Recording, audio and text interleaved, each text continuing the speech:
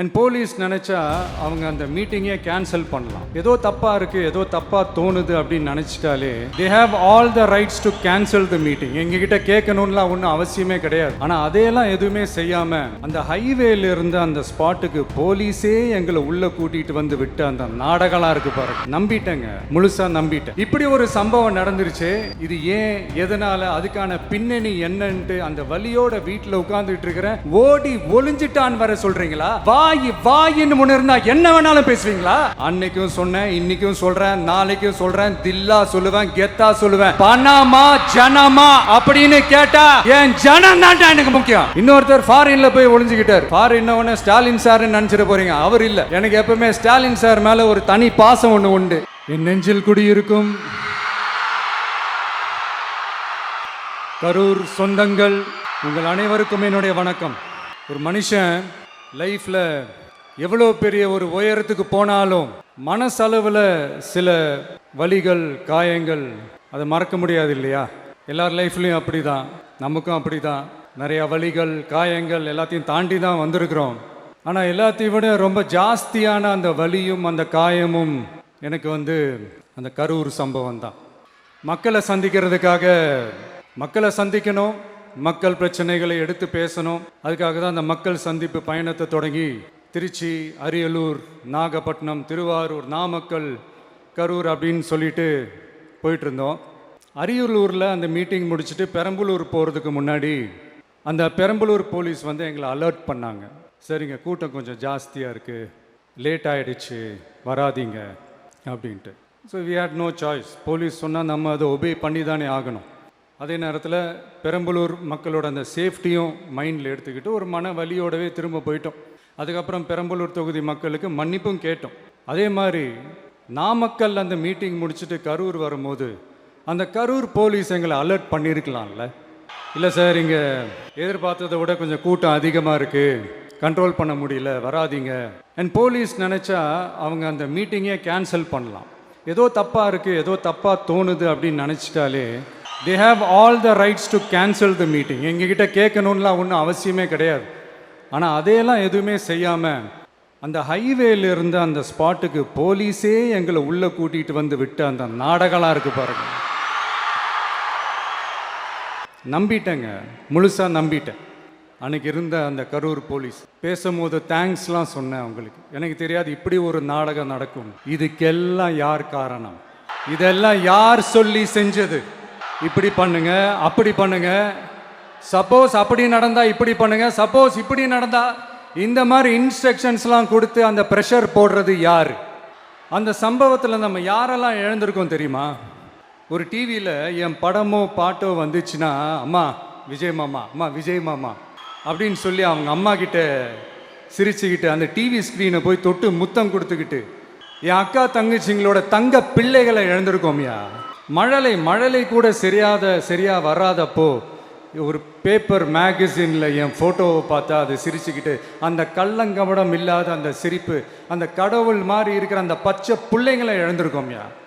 என் அக்கா, தங்கச்சி, அண்ணன், தம்பி, குடும்ப உறவுகளை இழந்து அந்த வலியோட இருக்கிற என்ன நீங்கள் ஏளனமாக பேசுகிறீங்களா? என் மேலே பழியை தூக்கி போடுறீங்களா? இப்படி ஒரு சம்பவம் நடந்துருச்சு. இது ஏன், எதனால, அதுக்கான பின்னணி என்னன்ட்டு அந்த வலியோட வீட்டில் உட்கார்ந்துட்டு இருக்கிறேன். ஓடி ஒளிஞ்சிட்டான் வர சொல்றீங்களா? வாயின்னு முன்ன இருந்தா என்ன வேணாலும் பேசுவீங்களா? மக்களே, நான் உங்களையே கேட்குறேன். அன்னைக்கு அத்தனை க்ரௌடு இருந்துச்சு. அந்த க்ரௌடுக்கு தகுந்த மாதிரி போலீஸ் பாதுகாப்பு கொடுத்தாங்களா? இந்த இடத்தை எடுத்துக்க சொல்லி நாங்கள் தான் சொன்னோம்னு ஒரு போலீஸ் ஆஃபீஸர் பேட்டி கொடுக்குறாரு. அதுக்கு என்ன அர்த்தம்? இவ்வளோ வலி, இவ்வளோ காயங்கள் கொடுத்துட்டு பழியை தூக்கி நம்ம மேலே போட்டுட்டு அதில் ஒரு அரசியல் ஆதாயம் தேடுறீங்களேயா? இதில் வாய் கூசாமல் சட்டசபையில் ஸ்டாலின் சார் நம்ம மேலே திருப்பி விட்டு அங்கே ஒரு அரசியல் செய்கிறாரு. அதுக்கு என்ன அர்த்தம்? நமக்காக வந்திருக்கிற மக்களை காக்க வைக்கிறதுக்கு நான் ஒன்றும் ஆதாயம் தேடுற அரசியல்வாதியெல்லாம் கிடையாது. மக்களுக்காக அரசியலுக்கு வந்தவன் இந்த விஜய். எனக்காக எல்லாமும் கொடுத்த என் மக்களுக்காக எல்லாத்தையும் விட்டுட்டு மக்களுக்காக மட்டுமே அரசியலுக்கு வந்தவன் இந்த விஜய். அவங்களுக்காக நன்றி கடன் செலுத்துறதுக்காக மட்டுமே அரசியலுக்கு வந்தவன் இந்த விஜய். உங்களுக்கு தான் இந்த விஜயை பற்றி நல்லா தெரியுமே. ஆனால் நம்ம எல்லாருக்குமே இத்தனை வலிகள் காயங்கள் கொடுத்தவங்களுக்கு இந்த 2026 தேர்தலில் தக்க பதிலடி கொடுத்துட்டீங்க. ஆனால் அது மட்டுமே பத்தாது மக்களே, அது மட்டுமே பத்தாது. காலகாலத்துக்கும் எழுந்திருக்கவே முடியாத அளவுக்கு நிரந்தரமான ஒரு பதிலடியை நீங்க கொடுத்துக்கிட்டே இருக்கணும். இப்படிலாம் பண்ணா நான் மக்களை விட்டு ஓடிடுவேன் நினைப்பா? யார் என்ன ஓடினாலும் நான் மக்களை விட்டு எல்லாம் ஓட மாட்டேன். அன்னைக்கும் சொன்னேன், இன்னைக்கும் சொல்றேன், நாளைக்கும் சொல்றேன், தில்லா சொல்லுவேன், கெத்தா சொல்லுவேன். பணமா ஜனமா அப்படின்னு கேட்டா என் ஜனம் தான் எனக்கு முக்கியம். மக்களே, உங்களை விட எனக்கு இந்த காசு பணம் முக்கியமா என்ன? இவ்வளோ குறைகள் நம்ம மேலே சொல்கிறாங்களே, இப்போ நான் சொன்ன மாதிரி அவங்களால ஓப்பனாக சொல்ல முடியுமா? அந்த தில்லு இருக்கா, திராணி இருக்கா? ஒரு கிடையாது.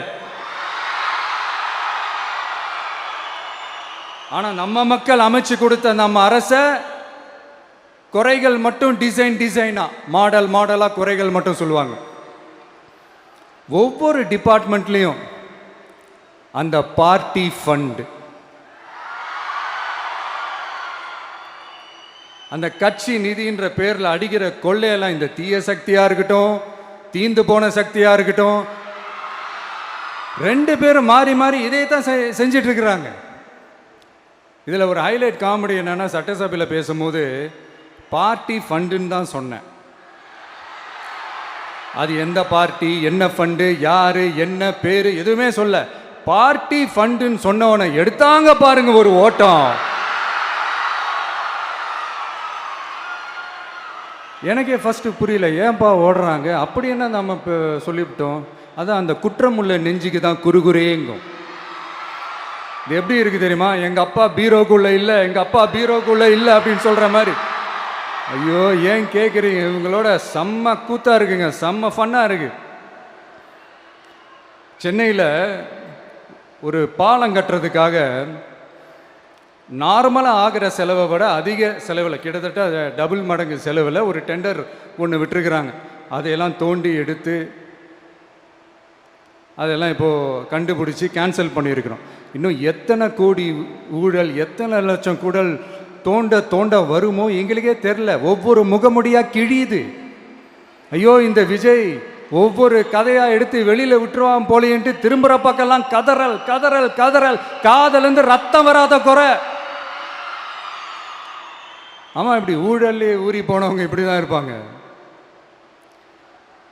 இந்த 50-55 நாட்களில் அங்கே செஞ்ச சில விஷயங்கள்லாம் சட்டசபையிலே எடுத்து சொன்னேன். பட் இங்கே ஒரு சில விஷயங்கள் சொல்லணும்னு நினைக்கிறேன். இந்த மின்சாரத்துறையில் இதுக்கு முன்னாடி போட முடியாமல் இருந்த அந்த பதவி உயர்வை இப்போ தான் எங்களால் போட முடிஞ்சுது. அதுக்காக ஒரு அக்கா அழுதுகிட்டே ஒரு நன்றி சொன்னாங்களே, அதெல்லாம் அவங்க கண்ணில் படாதே அந்த வீடியோலாம், குறை சொல்கிறவங்களுக்கு.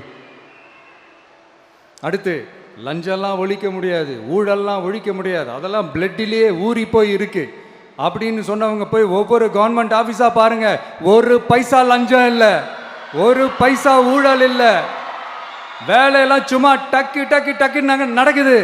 ஒரு பெரியவர் ஒருத்தர் சொல்றாரு, தம்பி வேலையெல்லாம் நடக்குது, ஆனால் அதையும் தாண்டி எங்களுக்கு மரியாதை கொடுக்குறாங்க தம்பி, உட்கார வச்சுலாம் பேசுகிறாங்க. இதெல்லாம் இதுக்கு முன்னாடி நடந்ததே இல்லை. அவனை போய் பாரு, இவனை போய் பாரு, இந்த ஆஃபீஸரை போய் பாருன்னு சொல்லி அலைய விடுவாங்க. இப்போ லஞ்சம் இல்லை, ஊழல் இல்லை, வேலையெல்லாம் உடனே நடக்குது. மக்கள் அப்படி ஒரு பெருமூச்சு ஒன்று விடுறாங்க. அதை பார்த்து நமக்கு அப்படி ஒரு ஹாப்பினஸ். இதுக்கு மேலே என்ன வேணும்? ஏன் இதெல்லாம் பண்ண முடியாது? மனசுன்னு ஒன்று இருந்தால் பண்ணலாம், இப்போ பண்ணலை. அதே மாதிரி இந்த எல்என்டி நிறுவனத்தோட 18,600 crore 3 திட்டங்கள் அந்த ஒப்பந்தம், அந்த கையெழுத்து போட்டிருக்கிறோம். கிட்டத்தட்ட 8,200 பேருக்கு வேலை வாய்ப்பு. நான் சொல்கிறது அந்த 3 மாவட்டத்தை சேர்ந்தவங்களுக்கே அவ்வளோ வேலை வாய்ப்பு. குறுவை சாகுபடிக்காக 134 கோடியில் அந்த சிறப்பு தொகுப்பு திட்டம் அறிவிச்சிருக்கிறோம் நம்ம விவசாயிகளுக்காக. இப்போவும் சொல்கிறேன், நம்ம விவசாய பெருமக்களே, உங்களோட இந்த அரசு கூடவே நிற்கும். பெண்கள் பாதுகாப்புக்காக சிங்கப்பெண் அதிரடி படை, அது உங்களுக்கு நல்லாவே முன்னாடியே தெரியும். வரப்போகிற அறிஞர் அண்ணா அவர்களுடைய பிறந்த நாளில் உங்கள் அண்ணனுடைய அரசில் தாய் மாமன் தங்க மோதிர திட்டம் அறிவிக்கப்படும். இதெல்லாம் கேட்டாங்களே, வாக்குறுதி கொடுத்தீங்களே, என்னாச்சுன்னு இந்த தீய சக்தி மாதிரி ரீல் தாய் மாமன்லாம் கிடையாது, ரியல் தாய் மாமன். எப்படி ரியல் ரியல் தாய் மாமன். இந்த தீய சக்தியை பற்றி அவங்க நிர்வாகத்தை பற்றி ஒரு வெள்ளை அறிக்கை ஒன்று வெளியிட்டோம்ல, அது ஷார்ட் அண்ட் ஸ்வீட்டாக சொல்லணுன்னா, ஒரு ஓட்ட பாத்திரத்துக்குள்ளே தண்ணி ஊற்றிக்கிட்டே இருந்திருக்கிறாங்க. பாத்திரம் எம்டியாகவே இருந்திருக்கு, ஆனால் ஊற்றின தண்ணி தான் எங்கே போச்சுன்னு தெரில, கடவுளுக்கு தான் வெளிச்சம். அது மாதிரி இப்போ நம்ம சொன்னதெல்லாம் சும்மா ஒரு சாம்பிள் தான். இன்னும் வரப்போகிற நாட்களில் உங்கள் அரசனுடைய அந்த விஸ்வரூபத்தை நீங்கள் பார்ப்பீங்க. அடுத்து வாயத்துறங்க சிஎம். அடாடாடா, உங்கள் சிஎம் நெஞ்சிலேயே குத்திட்டு வந்தீங்க பாருங்க, அதெல்லாம் வேற லெவல். பேசுங்க பேசுங்கன்றீங்க, பேசுனா எந்திரிச்சு ஓடிடுறீங்க. இனிமேல் பேச ஆரம்பிக்கிறதுக்கு முன்னாடி என்ன பண்ணணும் அப்படின்னா, ஒரு நண்பர் ஒருத்தர் சொன்னார், மாண்புமிகு பேரவைத் தலைவர் அவர்களே எல்லா டோரையும் இழுத்து லாக் பண்ணுங்க அப்படின்னு சொல்லிட்டு தான் பேச ஆரம்பிக்கணும் போல் இருக்கு. ஏன்னா பேசிட்டு இருக்கும் போது எந்திரிச்சு ஓடிடுறாங்க. 5 நிமிஷம் பேசுனதுக்கே குளத்தூரில் கொத்து பரோட்டா போட்டாங்க. இதுக்கு மேலே பேசினா மொத்தமாக முடிஞ்சிடும், பார்த்துக்கங்க. நாம் அரசியல் பேசினா விஜயெல்லாம் அரசியல் பேசலாமா அப்படிங்கிறது. சரிப்பா, நமக்கு எதுக்கு வம்பு, நம்ம பாட்டுக்கு நம்ம வேலையை பார்ப்போம், எதுக்கு அவங்கள பற்றி பேசிக்கிட்டு அப்படின்னு இருந்தால் விஜய்க்கு அரசியலே பேச தெரில அப்படிங்கிறது. இப்படியே மாறி மாறி மேகதாது அணையை பற்றி என்ன தெரியும், விஜயம் அதை பற்றி பேசலை. இப்படி நம்ம அரசியலுக்கு வந்ததுலேருந்தே ஒரு கூட்டம் குறை மேலே குறையா சொல்லிக்கிட்டு, பாட்டுக்கு பாட்டு கச்சேரி எங்களுக்கும் பண்ண தெரியும், பண்ணலாமா? இந்த மேகதாது அணை சம்பந்தமான அந்த வழக்கில் தமிழ்நாட்டோட பெட்டிஷனை சுப்ரீம் கோர்ட் எப்போ ரிஜெக்ட் பண்ணுச்சு? அப்போ யார் ஆட்சியில் இருந்தா? ஏன் ஒழுங்காக வாதாடல? நீங்கள் ஒழுங்காக வாதாடி இருந்தீங்கன்னா அதை ரிஜெக்ட் பண்ணியிருக்க மாட்டாங்கல்ல. ஏன் ஸ்டாலின் சார் வேணும்னே விட்டுட்டாரா? ஏன் இப்படிலாம் கேள்வி கேட்கலாமா? இப்படிலாம் கேள்வி கேட்டால் தான் மேகதாது அணையை பற்றி பேசுனதா அர்த்தமா?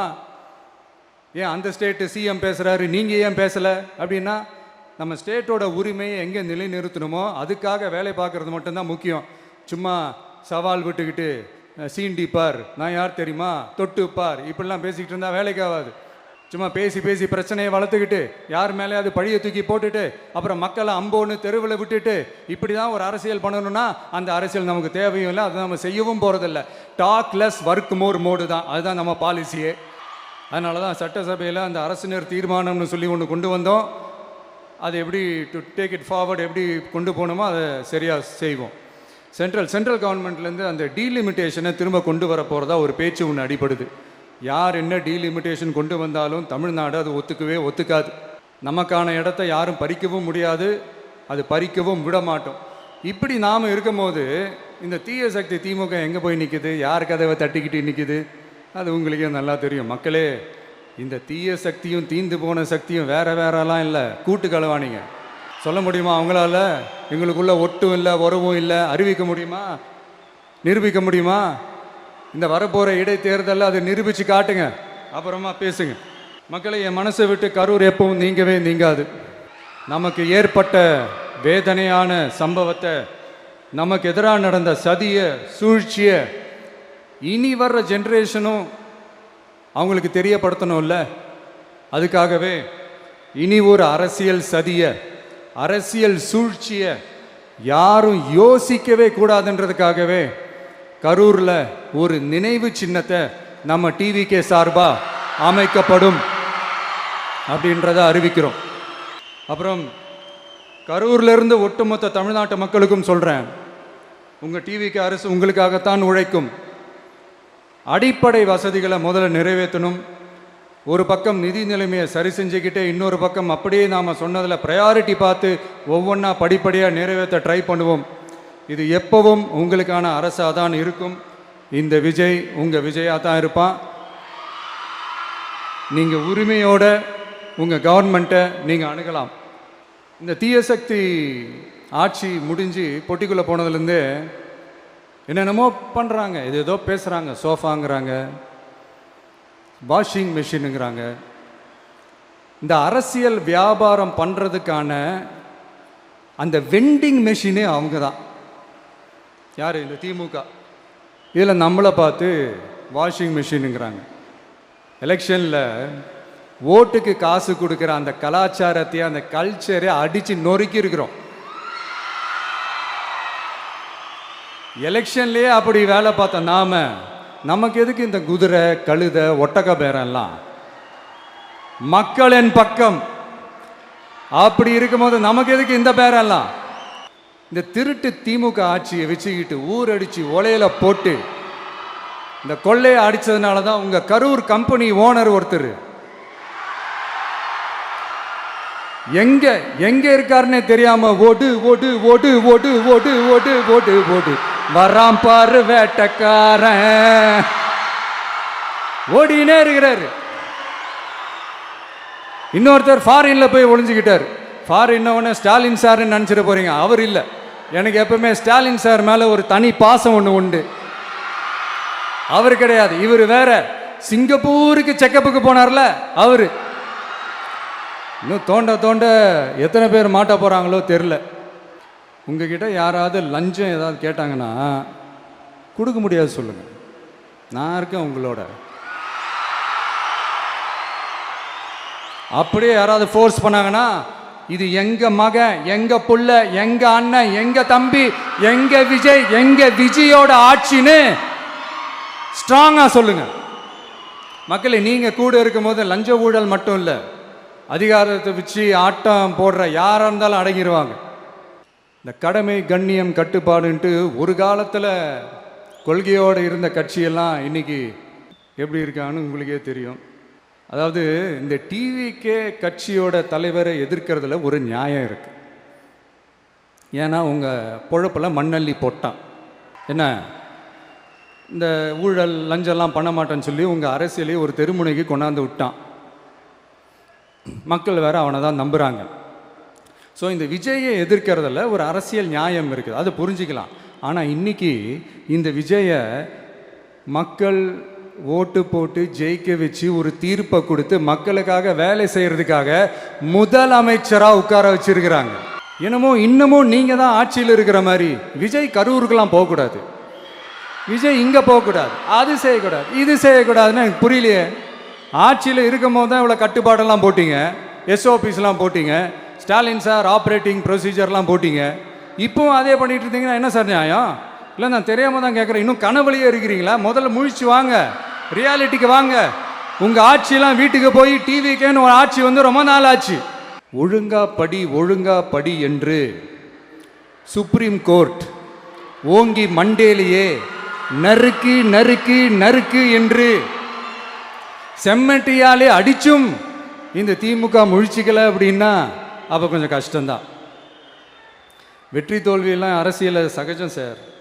அதுக்காகலாம் வெறி பிடிச்சி இந்த பதவி வெறி பிடிச்செல்லாம் அலைய தேவையில்லை. நல்ல விதமாகவே சொல்கிறேன், நியாயமான அரசியல் பண்ணுங்க. ஓ, அதுதான் உங்களுக்கு தெரியாதுல்ல. இந்த தீய சக்தி திருத்தவும் முடியாது, அவங்களா திருந்துவாங்கன்னு பார்த்தா அதுவும் நடக்க போகிறதில்ல. அதனால் வரப்போகிற இடைத்தேர்தலில் மக்களே இந்த தீய சக்தி திமுகவை நல்லா வெச்சு வெளுத்து விடுங்க. கான்ஃபிடண்டா இருங்க மக்களே, நல்லதே நடக்கும், வெற்றி நிச்சயம். மீண்டும் சந்திக்கும் வரை நன்றி, வணக்கம்.